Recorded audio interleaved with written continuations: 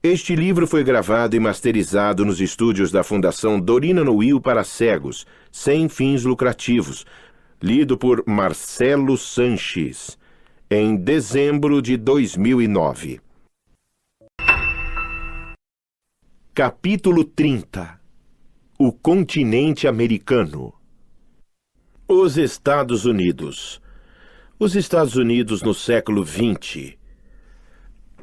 A guerra contra a Espanha havia tornado os Estados Unidos uma potência mundial respeitada. Além disso, o imperialismo norte-americano, de caráter acentuadamente econômico, iria receber no século XX um grande impulso com a construção do Canal do Panamá, iniciada em 1906. Favorecendo uma sublevação da região do Panamá contra a Colômbia, em 1901, os Estados Unidos reconheceram logo após a independência da nova república e, com ela, firmaram o Tratado de Raibunal-Varilla, segundo o qual os norte-americanos adquiriam uma faixa de 10 milhas de largura entre o Atlântico e o Pacífico para a construção de um canal interoceânico.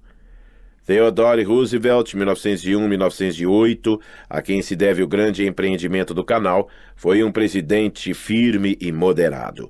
Quando a Venezuela se negou a pagar certas dívidas controvertidas à Alemanha, esta ameaçou-a de uma ocupação militar. Roosevelt sugeriu um arbitramento no Tribunal Internacional de Haia ou o apoio militar dos Estados Unidos à Venezuela. A primeira sugestão foi aceita pelo imperador alemão e Roosevelt o elogiou publicamente pelo seu elevado espírito de concórdia e compreensão. William Howard Taft, 1909-1913, seu sucessor, foi apoiado por ele. Prosseguiu combatendo os trustes e propôs 2 emendas importantíssimas à Constituição norte-americana. A primeira estabelecia o imposto de renda progressivo e a segunda determinava que os senadores passassem a ser escolhidos pelo voto direto. Sucedeu-lhe o democrata Woodrow Wilson, 1913-1921, professor de História e Economia. Durante o governo de Wilson surgiram a famosa Lei Seca, que proibia a venda de bebidas alcoólicas, e a emenda constitucional que dava o direito de voto às mulheres. O fato mais importante de seu governo é, porém, a entrada dos Estados Unidos na Primeira Grande Guerra. Após a guerra, os republicanos dominaram durante 12 anos com Harding College e Hoover, 1921-1932. Com Franklin Delano Roosevelt, os norte-americanos viram surgir uma nova era na história dos Estados Unidos.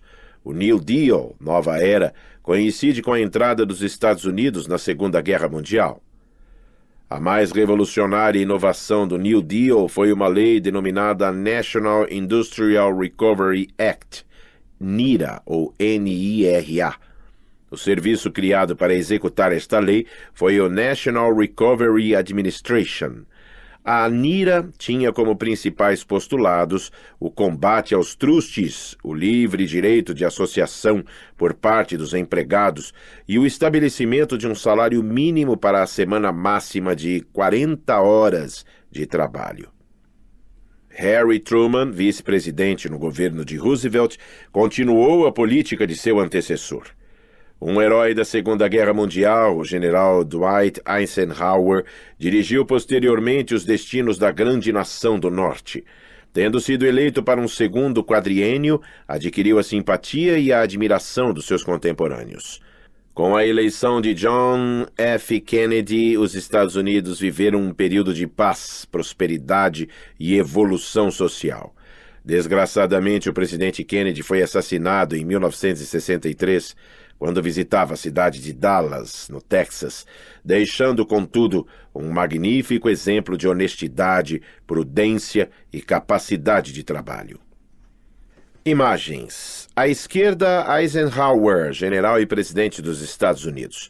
À direita, John Kennedy, seu sucessor, assassinado em 1963. A América Latina. Independência e evolução política do México. Em 1810, o padre Miguel Hidalgo, cura de Dolores, havia dirigido o primeiro movimento importante em prol da independência mexicana. Suas tropas, compostas de índios e mestiços, em sua maioria mal armados e indisciplinados, foram vencidas em Guanajuato e em Calderón, sendo Hidalgo preso e fuzilado pelos espanhóis. A morte de Hidalgo não diminuiu o desejo de libertação. José Maria Morelos, outro sacerdote aliado ao caudilho Inácio Rayón, insurgiu-se contra o domínio espanhol. Não atacou Morelos a zona agrícola como havia feito Miguel Hidalgo. Preparou seus ataques na costa do Pacífico, partindo de pequenas povoações. Chegou a formar uma Junta Suprema Nacional, convocando em seguida um Congresso Constituinte em Chilpancingo. Vencido, porém, no caminho de Valladolid para Tehuacán, em novembro de 1815, foi feito prisioneiro, sumariamente julgado e fuzilado pelas costas. Morelos havia definido claramente o conceito de uma pátria mexicana homogênea e livre das influências europeias. Foi um homem inteligente, embora inculto, e, segundo seus próprios adversários, um espírito verdadeiramente empreendedor. Em 1817, Francisco Xavier Mina, numa audaciosa tentativa de tornar sua pátria independente, bateu-se durante todo aquele ano contra as tropas realistas, até que, preso à traição, foi fuzilado. Quando Vicente Guerreiro pretendeu continuar o movimento revolucionário, foi enviado para combatê-lo Agustín Iturbide, que, iludindo o vice-rei, se aliou a Guerreiro e assinou o Plano de Iguala, 1821, publicado na localidade de mesmo nome, que declarava a separação do México da Espanha, mas não do rei Fernando VII. O novo vice-rei Juan O'Donoghue, sentindo que era impossível oferecer resistência, assinou o Tratado de Córdoba, que reconhecia e ampliava o Plano de Iguala. Iturbide, porém, deixou-se embriagar pelo poder, esquecendo o prestígio dos chefes populares e dos caudilhos. Aclamado por seus soldados, fez-se coroar imperador na Catedral Mexicana com o nome de Agustín I.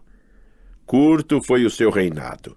Uma revolução republicana chefiada por Dom Antônio Lopes de Santana, 1823, obriga-o a abdicar. Neste mesmo ano, o Congresso promulgava a Constituição dos Estados Unidos mexicanos e no ano seguinte era eleito o general Guadalupe Vitória como o primeiro presidente da República. O caudilismo acompanhou o desenvolvimento da história da República Mexicana. Dominou de 1832 a 1855 Santana, homem ambicioso, aventureiro e sem convicções estáveis.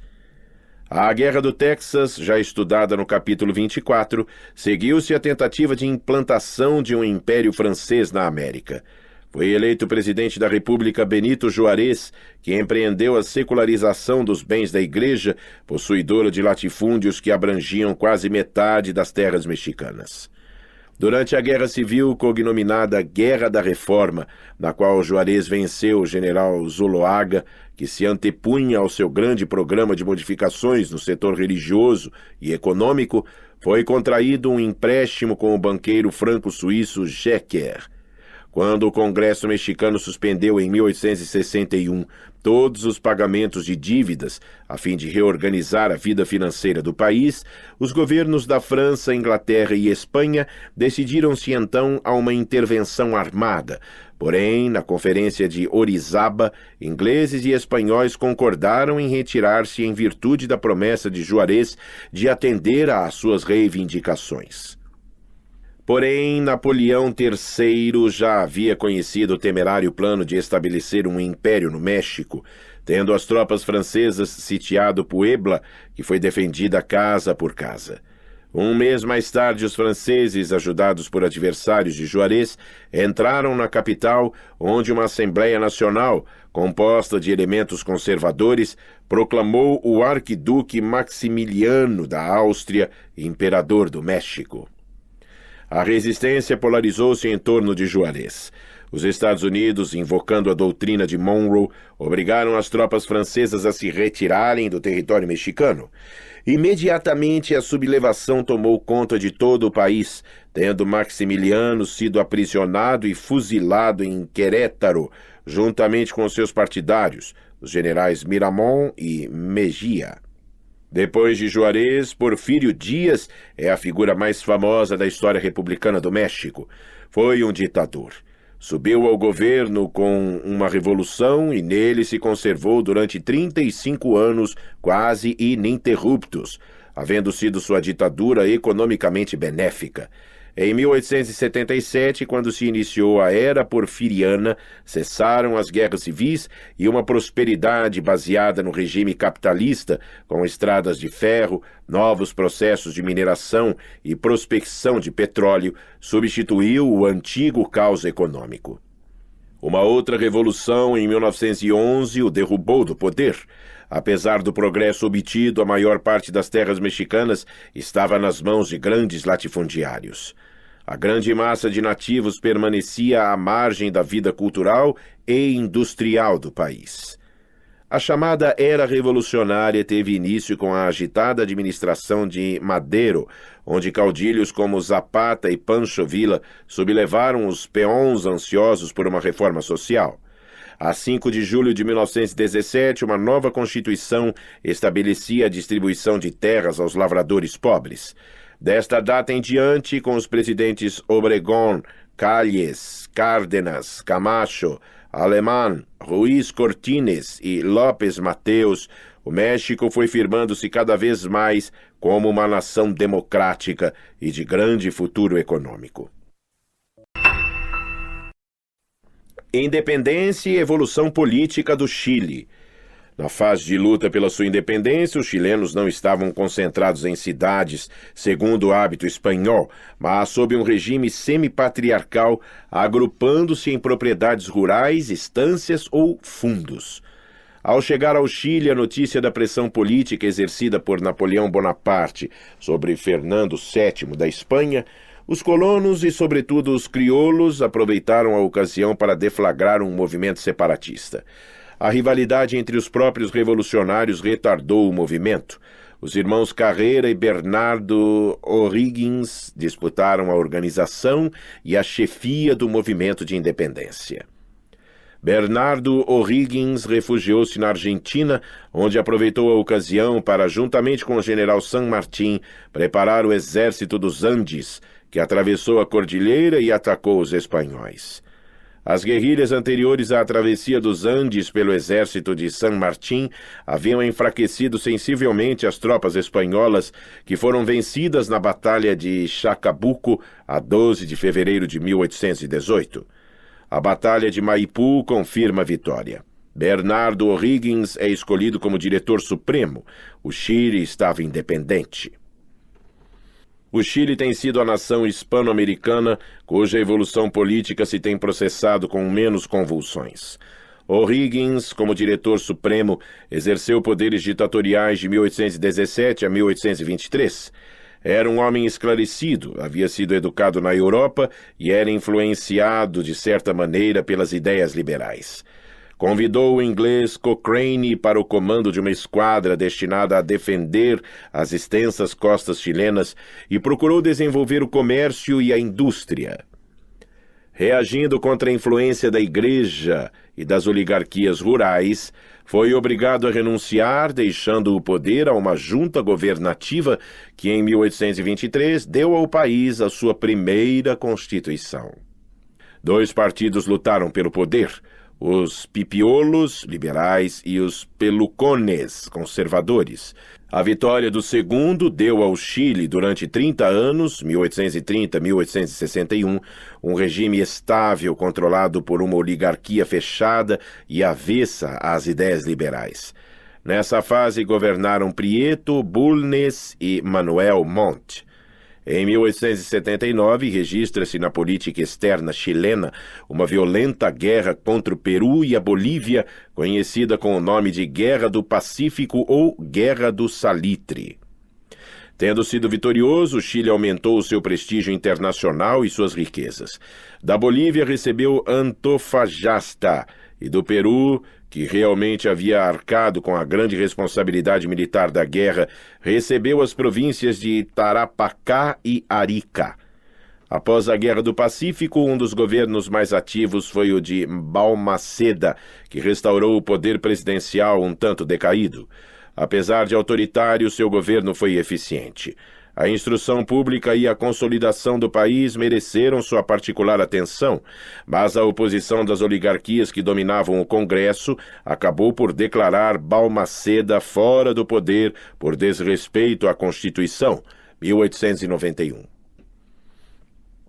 40.000 homens armados tentaram defender o presidente, que, no entanto, foi vencido, refugiando-se na legação argentina. No começo do século XX, o Chile, com o regime parlamentar, viveu uma fase de esfacelamento de partidos e instabilidade ministerial com as presidências de Riesco, Montt, Barros Luco e Sanfuentes. Com a Constituição de 1925, restabeleceu-se o regime presidencialista. Em 1927, foi eleito o general Carlos Ibáñez, que seria deposto por uma violenta revolução de caráter civilista em 1931. O novo presidente, Juan Esteban Montero, pouco governou, pois foi obrigado a renunciar ante a pressão das Forças Armadas. A eleição de Arturo Alessandri, 1932-1938, restabeleceu a ordem civil. Seguiram-se os presidentes Pedro Aguirre Cerda, 1938-1941, Jerônimo Mendes, 1941-1942, Juan Antônio Rios, 1942-1946, Gonçalves Videla, 1946-1952, Carlos Ibáñez, 1952-1958 e Jorge Alessandri, 1958-1964. Atualmente dirige os destinos políticos chilenos o democrata cristão Eduardo Frei. Independência e evolução política da Argentina. Buenos Aires era a capital do vice-reinado do Prata. A luta pela sua independência rebenta a 20 de maio de 1810, com Mariano Moreno e Manuel Belgrano, que conseguem instalar uma junta provisional. Contudo, as dissidências entre os próprios revolucionários, os caudilhos e os políticos locais fizeram com que somente em 1816 se proclamasse a independência argentina e um congresso, reunido em Tucumã, elegesse para o cargo de diretor supremo a Juan Martín Pueyrredón.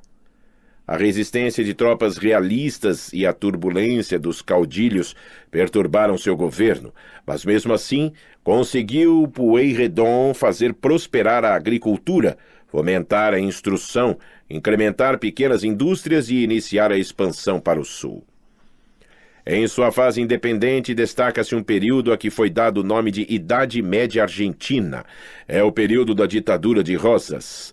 O merecimento histórico do tirano foi o de manter a integridade do país, não somente em relação aos estrangeiros, mas também contra os caudilhos nacionais. Os processos de Rosas eram os do terror. Pode-se mesmo dizer que a Guerra Civil constituiu o estado normal da República até 1880. Foi o general Urquiza, caudilho de Entre Rios, que, ajudado pelo Brasil, conseguiu derrotá-lo em Monte Caseros. Depois de Rosas, a Argentina viu crescer a grande classe agropecuária e, sobretudo, uma imigração europeia intensa. O sangue europeu entra em forte proporção na nacionalidade argentina. Os investimentos estrangeiros foram também proporcionais à contribuição étnica e, especialmente, os ingleses aplicaram somas sempre maiores em estradas de ferro, portos e aparelhamento industrial. Os presidentes posteriores, Mitre, Sarmiento, Sáenz Peña e Roca, consolidaram a obra iniciada por Juan Manuel Rosas. Muito recentemente, a Argentina foi governada, dentro de um sentido notadamente nacionalista, por Juan Duarte Perón, apoiado por poderosas organizações trabalhistas. Uma revolução de caráter militar derrubou em 1955 o governo peronista. Assumiu o poder uma junta militar presidida pelo general Eduardo Lonardi, logo substituída por uma outra dirigida pelo general Pedro Aramburu. Realizando-se eleições em 1958, a presidência da República Argentina foi entregue a Arturo Frondizi. O ressurgimento do peronismo provocou nova intervenção das Forças Armadas, 28 de março de 1962, assumindo o poder José Maria Guido, presidente do Senado. Em 1963, foi eleito Arturo Illia, deposto em junho de 1966 pelo general Juan Carlos Onganía, que assumiu o poder. A evolução econômica latino-americana.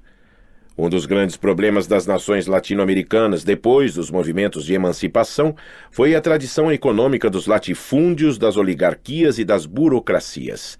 Esta tradição impediu muitas vezes que as assembleias de representantes do povo, criadas após os movimentos de independência, desempenhassem um papel realmente importante.